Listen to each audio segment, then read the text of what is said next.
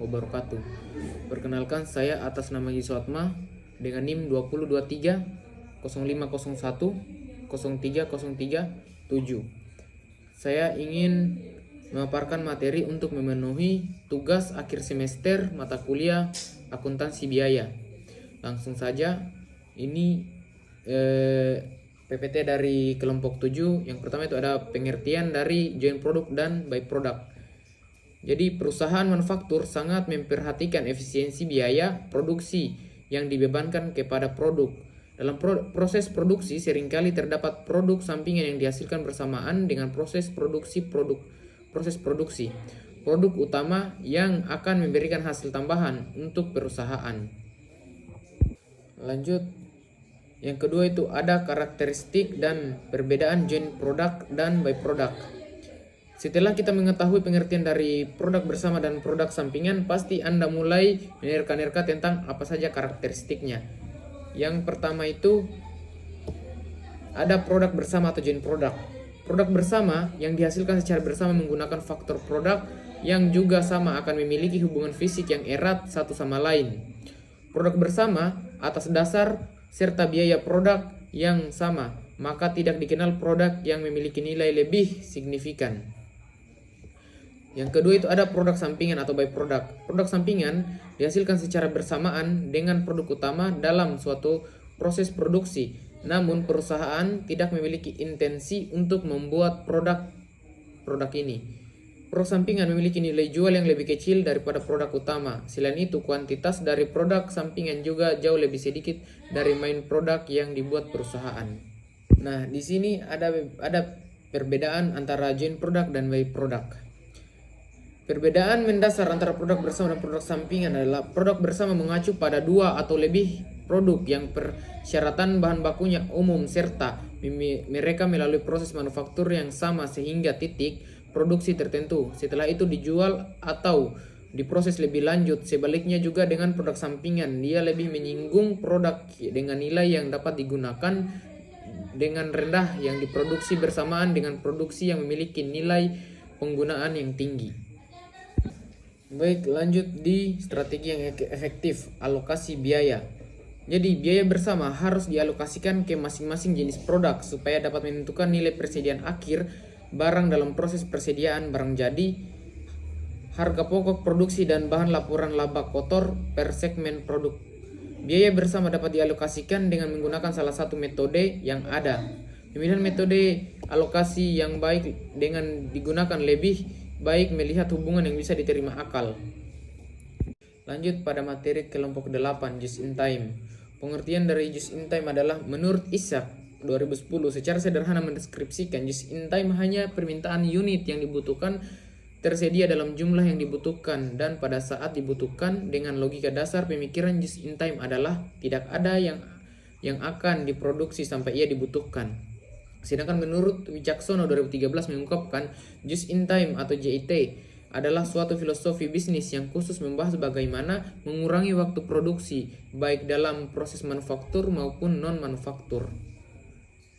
Lanjut kepada tujuan dan manfaat just in time. Menurut Putra dan Hidayati pada tahun 2014, tujuan utama dari just in time adalah menghasilkan produk apabila diperlukan dengan kuantitas yang disesuaikan dengan permintaan dari konsumen. Adapun ahli lain yang mengemukakan bahwa tujuan dari penerapan just in time adalah untuk membeli bahan baku dengan tepat waktu yang akan digunakan untuk proses produksi dan untuk memproduksi dan mendistribusikan barang dengan tepat waktu untuk dijual. Nah, di sini juga ada karakteristik just in time.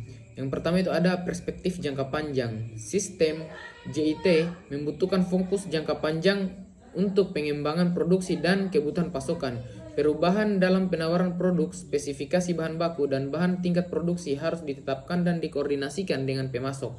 Yang kedua itu ada pembelian otomatis. Sistem pembelian otomatis mendukung koordinasi yang kuat yang diperlukan agar memastikan aliran bahan yang konsisten dan stabil untuk diproduksi. Yang ketiga itu ada hubungan yang kuat. Sistem JIT menunjukkan hubungan yang kuat antara pemasok dan produsen. Pemasok sering dipandang sebagai perpanjangan dari perusahaan utama. Yang keempat ada efisiensi. Dalam proses pemasokan sangat penting untuk sistem JIT, tetapi efisiensi ini sering meluas. Yang kelima itu ada perbaikan konstan. Proses Inventaris pabrikasi tepat waktu tergantung pada peningkatan terus-menerus untuk membantu menghilangkan masalah produksi, masalah kualitas, dan untuk membantu mendorong operasi yang lain yang lebih sederhana. Lanjut ke bagian D, ada kelebihan dan kekurangan just in time. Just in time atau JT adalah sebuah filosofi manajemen produksi dan sistem pengendalian inventaris yang bertujuan untuk meminimalkan pemborosan dan meningkatkan efisien dengan memproduksi barang dan jasa hanya ketika dibutuhkan dan dalam jumlah yang tepat. Kelebihan just in time adalah pengurangan biaya inventaris. Ini adalah keuntungan utama JT dengan memproduksi hanya sesuai permintaan. Perusahaan mengurangi kebutuhan untuk menyimpan barang jadi bahan baku dan barang proses. Lanjut pada materi kelompok 9, material controlling. Jadi pengertian dari material controlling atau pengendalian persediaan adalah suatu aktivitas yang menetapkan besarnya persediaan yang memperhatikan keseimbangan antara besarnya persediaan yang disimpan dan biaya-biaya yang ditimbulkan.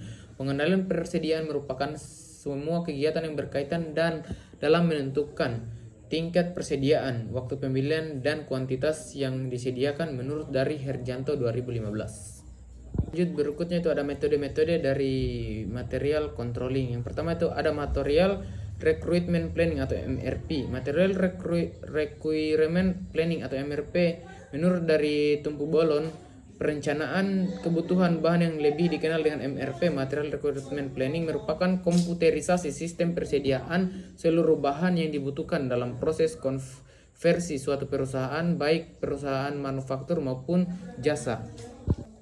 Kedua itu ada Economic Order Quantity atau EOQ. Menurut dari Subagio, EOQ adalah jumlah pemesanan yang paling ekonomis, yaitu jumlah pembelian barang, misalkan bahan baku atau pembantu, yang dapat meminimumkan jumlah biaya pemeliharaan barang di gudang dan biaya pemeliharaan setiap tahun. Itu ada ABC analis. Analis ABC adalah metode pengklasifikasian barang berdasarkan peringkat nilai dan dari nilai tertinggi hingga terendah dan dibagi menjadi 3 kelompok besar yang disebut dengan kelompok ABC. Kemudian itu ada FIFO atau first in first out. Metode FIFO disebut juga sebagai metode masuk pertama keluar pertama, MTKP. Metode FIFO atau MPKP adalah metode penentuan nilai persediaan akhir yang didasarkan pada anggapan bahwa barang yang paling dahulu dibeli adalah barang yang paling dahulu dijual. Lanjut pada kelompok 10, labor controlling. Apa sih itu labor controlling? Labor controlling adalah pengendalian atau dalam bahasa Inggris disebut dengan controlling, merupakan salah satu fungsi penting manajemen yang harus dilakukan oleh semua manajer untuk mencapai tujuan organisasinya. Pengendalian dapat diartikan sebagai fungsi manajemen untuk memastikan bahwa kegiatan dalam organisasi dilakukan dengan sesuai yang direncanakan. Fungsi dari pengendalian atau controlling juga ini memastikan sumber-sumber daya organisasi telah digunakan secara efisien dan efektif untuk mencapai tujuan organisasinya. Lanjut, kemudian ada produktivitas dan biaya. Nah, di sini ada output dan input. Metode output dan input rasio ini, metode ini menghitung rasio output dengan input yang digunakan dalam proses produksi. Rasio ini akan menunjukkan efisiensi dan produktivitas yang dari proses tersebut. Kemudian ada metode total factor productivity atau TVP. Metode ini mengukur sejauh mana faktor-faktor produksi seperti tenaga kerja, modal, dan teknologi digunakan secara efektif untuk menghasilkan output. Metode ini biasanya digunakan dengan analisis makroekonomi. Kemudian itu ada metode benchmarking. Metode ini mengukur produktivitas dengan membandingkan kinerja suatu organisasi dengan organisasi lain yang sejenis yang dianggap sebagai best practice dalam industri yang sama. Kemudian ada tingkat efisiensi. Indikator ini mengukur sejauh mana organisasi dalam menggunakan sumber daya yang tersedia untuk menghasilkan output. Kemudian ada rasio biaya. Rasio biaya atau rasio biaya keuntungan. Indikator ini mengukur rasio antara biaya yang dikeluarkan untuk menghasilkan produk atau layanan dengan keuntungan yang diperoleh dari penjualan. Kemudian ada rencana insentif. Yang pertama itu ada bonus individu. Rencana bonus 100% suatu variasi dari unit kerja langsung di mana perbedaan terdapat dalam hal di mana standar tidak dinyatakan dalam ruang tetapi dalam waktu per unit output. Kemudian ada rencana bonus kelompok. Rencana ini yang didesain untuk pembayaran insentif individual yang memicu produksi dengan tarif di atas standar. Kemudian ada rencana insentif organisasi. Rencana insentif organisasi atau rencana pembagian keuntungan organisasi adalah gaya manajemen yang terpusat pada karyawan yang menekankan pada ketertiban dan partisipasi dari seluruh karyawan. Itu ada standar waktu, teori, kurva belajar. Dalam perencanaan pemberian insentif dengan berdasarkan standar waktu, tetapi tetap tidak selalu memberikan motivasi kepada pekerja secara efektif, sehingga muncul teori kurva belajar yang memakai waktu sebagai standarnya. Teori kurva belajar menyatakan bahwa setiap kali kuantitas output kumulatif menjadi 2 kali lipat, makin rata-rata waktu kumulatif per unit berkurang sebesar persentase tertentu. Lanjut di akuntansi biaya tenaga kerja. Sejarah kerja dari setiap pekerja seperti tanggal dipekerjakan, tingkat upah, penugasan awal, promosi, kenaikan gaji, dan waktu cuti untuk liburan atau karena sakit. Kemudian ada informasi yang diperlukan untuk kontrak serikat kerja, hukum, jaminan sosial, peraturan upah, dan jam, pajak penghasilan ditahan untuk persyaratan pemerintah federal, negara bagian, atau lokalnya. Itu ada biaya departemen pembayaran upah, perhitungan upah dan penyiapan pembayaran daftar upah suatu perusahaan disusun berdasarkan kartu hadir clock card. Upah yang dihitung dapat dicatat pada suatu jumlah pembayaran upah atau catatan pembayaran upah. Kemudian ada departemen. Lanjut pada kelompok 11, factory overhead controlling. Definisi dari pengendalian biaya overhead pabrik. Pengendalian terhadap overhead pabrik merupakan salah satu bagian dari langkah-langkah intern yang dilakukan perusahaan dalam usaha meningkatkan efisiensi produksi. Pengendalian biaya terutama harus diselaraskan terhadap tujuan yang ingin dicapai oleh perusahaan. Salah satu tujuan yang dicapai oleh perusahaan adalah memperoleh laba yang maksimal dan mengeluarkan biaya yang serendah-rendahnya. Oleh karena itu, dengan pengendalian produksi biaya, perusahaan berharap akan mendapatkan laba yang lebih besar. Ini itu ada langkah pengendalian. Di sini terbagi menjadi 4. Yang pertama itu ada mencari dasar-dasar dan menetapkan standar untuk biaya. Yang kedua itu ada membandingkan antara biaya standar dengan biaya yang sesungguhnya. Yang ketiga itu ada mencari dan menentukan bagian organisasi perusahaan ataupun di luarnya yang bertanggung jawab atas adanya penyimpangan. Yang keempat ada melakukan tindakan untuk mengurangi atau mengakhiri penyimpangan. Kemudian ada penggolongan overhead. Di sini yang pertama itu ada berdasarkan sifat. Penggolongan biaya overhead pabrik menurut sifatnya. Dalam perusahaan yang diproduksinya berdasarkan pesanan, biaya overhead pabrik adalah biaya produksi selain biaya bahan baku dan biaya tenaga kerja langsung. Kemudian yang kedua itu ada penggolongan biaya overhead pabrik menurut perilakunya. Dalam hubungan dengan perubahan volume produksi yang ditinjau dari perilaku unsur-unsur biaya overhead pabrik dalam hubungannya dengan perubahan volume kegiatan. Biaya overhead pabrik dapat dibagi menjadi 3 golongan. Yang pertama itu ada biaya overhead pabrik tetap, yang kedua biaya overhead pabrik variabel, yang keempat itu ada biaya overhead pabrik semi variabel. Terus yang ketiga itu ada penggolongan biaya overhead pabrik menurut hubungannya dengan departemen.